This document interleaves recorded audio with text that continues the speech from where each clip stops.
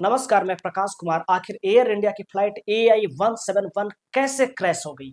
जिस अहमदाबाद में लोग चाय के साथ-साथ जिंदगी की बातें किया करते थे, वहां आज एम्बुलेंस की तेज आवाजें चाय की केतली से भी ज्यादा उबल रही हैं। बोइंग 787 जो आसमान की ऊंचाई को चूम लेना चाहता था, वो चीखती हुई आवाज में धरती पे जा गिरी है। टेक ऑफ करने के चंद मिनट के अंदर ही ये प्लेन एक हॉस्टल के ऊपर जा गिरी। किसी ने अपना फोन साइलेंट कर रखा होगा, वो फोन अब कभी नहीं बजेगा। किसी की मम्मी ने कहा था बेटा पहुंच कर कॉल कर लेना, वो कॉल अब सिर्फ कॉलर ट्यून नहीं बजता रहेगा। किसी पिता ने अपने बेटे के लिए पासपोर्ट बनवाया था कि बेटा विदेश जाएगा, नाम रोशन करेगा। पासपोर्ट जलकर राख हो चुका है और बेटे का नाम मौतों की लिस्ट में छप चुका है। प्रधानमंत्री कह रहे हैं हृदय विदारक घटना है, गृह मंत्री कहेंगे कि जांच होगी, एविएशन मिनिस्ट्री कहेगी कि तकनीकी गड़बड़ी हो सकती है। लेकिन हम पूछना चाहते हैं कि क्या इस देश में उड़ना अब किस्मत का खेल बन चुका है? 242 लोग सवार थे इस प्लेन में, एक को छोड़कर सभी की जान चली गई। बाकी एनडीआरएफ मलबा खंगाल रही है, जैसे इस देश में न्याय मलबों में से ही निकाला जाता है। एयर इंडिया कहेगी हमें खेद है, सरकार कहेगी हम गंभीर है, चैनल कहेगा देखिए कैसे गिरा प्लेन, हमारे पास एक्सक्लूसिव फुटेज है। लेकिन हम सवाल ये पूछना चाहते हैं कि क्या सिस्टम मुआवजा देकर अपनी जिम्मेवारी से मुक्त हो सकता है? क्या ये वही विकसित भारत है जो चांद पे पहुंचने की बात करता है और टेक ऑफ करते ही चंद सेकंड में आग की लपटों में झुलस जाता है? आज ये हादसा अहमदाबाद में हुआ है, कल लखनऊ में हो सकता है, फिर दिल्ली कोलकाता में हो सकता है, और एक दिन आप कहेंगे कि अब तक लकी हैं हम सब। लेकिन आज के वीडियो में हम इसी हादसे की पड़ताल करेंगे कि आखिर कैसे ये विमान क्रैश हो गया और एक हादसे का शिकार हो गया, इसके पीछे क्या क्या वजहें हो सकती हैं, और ये भी बताएंगे कि ब्लैक बॉक्स के जरिए इसके रहस्य का पर्दाफाश कैसे हो सकता है। लेकिन अगर आप हमारे चैनल पर नए हैं तो सबसे पहले आप चैनल को सब्सक्राइब कर लीजिए। उसके बाद हम एयर इंडिया के इस प्लेन क्रैश के वजहों को जानने की कोशिश करेंगे, उसके बारे में डिटेल से बताएंगे। दरअसल एयर इंडिया का AI-171 विमान आज दोपहर 1:38 पर अहमदाबाद एयरपोर्ट से टेक ऑफ करता है। महज 50 सेकंड के भीतर यह 1:40 के आसपास वहीं पास के एक रिहायशी इलाके में एक हॉस्टल के ऊपर क्रैश हो जाता है। इसमें 242 लोग सवार थे, जिसमें कि एक को छोड़कर सभी के मारे जाने की सूचना है। मृतकों में गुजरात के पूर्व मुख्यमंत्री विजय रूपानी भी शामिल थे। इसके पीछे की जो वजह बात की जा रही है उसके बारे में ये बताया जा रहा है कि प्लेन क्रैश 3 ही वजहों से होता है।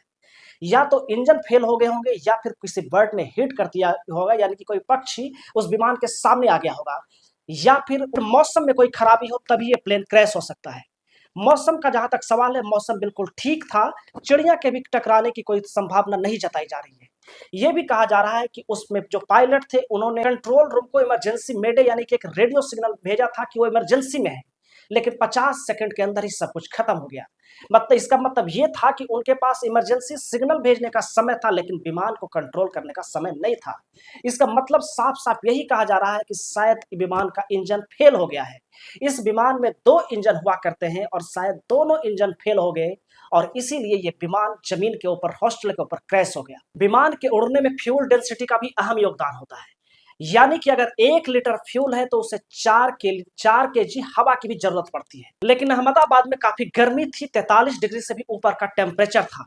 इसका यह मतलब था कि हवा शायद उतनी मात्रा में विमान को नहीं मिल पाई होगी, इसीलिए वो अनकंट्रोल होकर वो इंजन बिल्कुल काम करना बंद कर गए होंगे और वो विमान गिर गया होगा। हालांकि इस विमान के साथ क्या हुआ ये ब्लैक बॉक्स के मिलने के बाद ही पता चल पाएगा।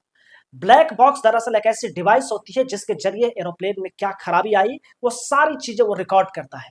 ब्लैक बॉक्स ऑरेंज कलर का होता है और उसे इस तरीके से स्टील और एल्युमिनियम के साथ बनाया जाता है कि वो किसी भी स्थिति में नष्ट ना हो, यहां तक कि 1000 डिग्री सेल्सियस पे भी वो नहीं पिघल सकता है।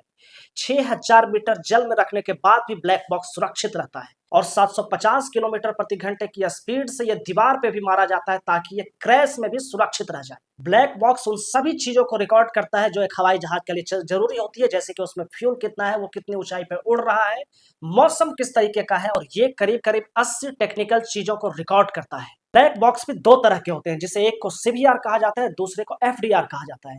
सीवीआर दरअसल रिकॉर्डिंग और माइक का एक सिस्टम होता है जिसके जरिए कि एरोप्लेन में क्या बात की जा रही है, पायलट क्या बोल रहे हैं, या फिर क्रू मेंबर्स क्या बात कर रहे हैं, यात्री क्या बात कर रहे हैं, वो सारी चीजें रिकॉर्ड होकर सीवीआर में सेव हो जाती है। सीवीआर को विमान के पिछले हिस्से में सेट किया जाता है और ये 3400 डिग्री सेल्सियस तक की गर्मी को झेल सकता है और 20,000 फीट गहराई में भी ये रह सकता है। यानी कि सीबीआर के भी खत्म होने के चांसेस बहुत कम होते हैं। इस विमान हादसे के बाद सीबीआर के जरिए भी बहुत सारी चीजें पता चलेंगी और इससे जांच में बहुत सहयोग मिलेगा। यानी कि ब्लैक बॉक्स सीबीआर और एफडीआर के डेटा को एनालाइज करने के बाद ही यह पता चल जाएगा कि आखिर ये बोइंग का 787 ड्रीम लाइनर विमान जिसे कहा जाता है आखिर ये क्रैश क्यों हो गया, आखिर AI 171 के क्रैश होने का रहस्य क्या है।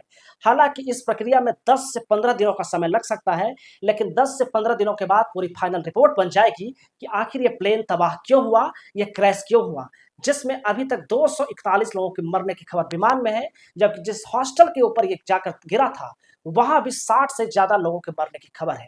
वो हॉस्टल डॉक्टरों का हॉस्टल था और उस समय वहां पे लंच हो रहा था। कहा यह जा रहा है कि 242 यात्रियों में से 169 भारत के थे, 53 ब्रिटेन के थे, 7 पुर्तगाल के थे, 1 कनाडा के, जबकि 12 क्रू मेंबर्स थे।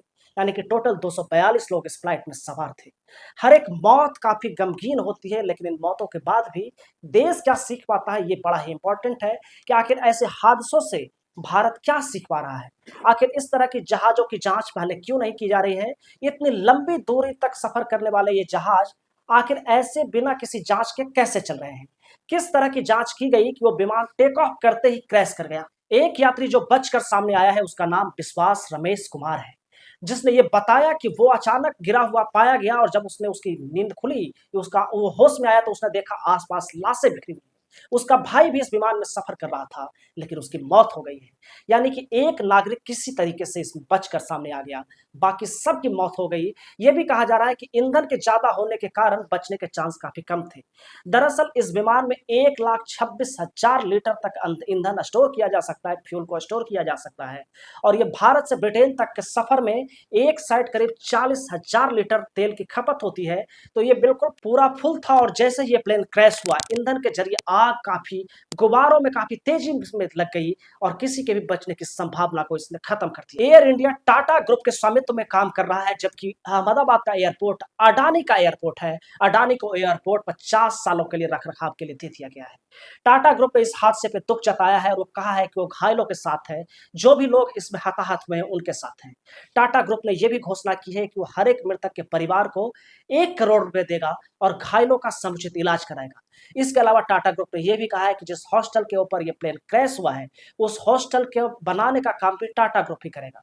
यानी कि टाटा ग्रुप ने अपनी प्राथमिकताएं स्पष्ट कर दी है, वो लगातार इस समय हताहत लोगों के साथ खड़ा है। हम भी इस हादसे पे अपनी श्रद्धांजलि व्यक्त करते हैं और हर एक मृतक के परिवार के लिए शांति की कामना करते हैं, उनकी आत्मा को शांति मिले, ऐसी ही हमारी कामना है। लेकिन एक बार आप सोचिएगा कि आखिर ऐसे हादसे क्यों हो रहे हैं। क्या इसके लिए कोई जिम्मेवार नहीं है? कोई सरकार इसके ऊपर जिम्मेवारी लेगी या फिर नहीं लेगी? क्या राजनीति से नैतिकता का पतन हो चुका है? अब इस्तीफे की भी बात करना बेमानी है। इस पे आपकी क्या राय है कमेंट करके जरूर बताइएगा कि जिस तरीके से ये फ्लाइट हादसा हुआ है, जिस तरीके से इतना बड़ा दर्द यहाँ के लोगों को पहुंचा है, इसके ऊपर आप क्या सोचते हैं कमेंट करके जरूर बताइएगा। और वीडियो आपको अच्छा लगा हो तो लाइक शेयर और चैनल को सब्सक्राइब जरूर कर दीजिएगा। हम मिलेंगे आपसे अगले वीडियो में, तब तक के लिए नमस्कार।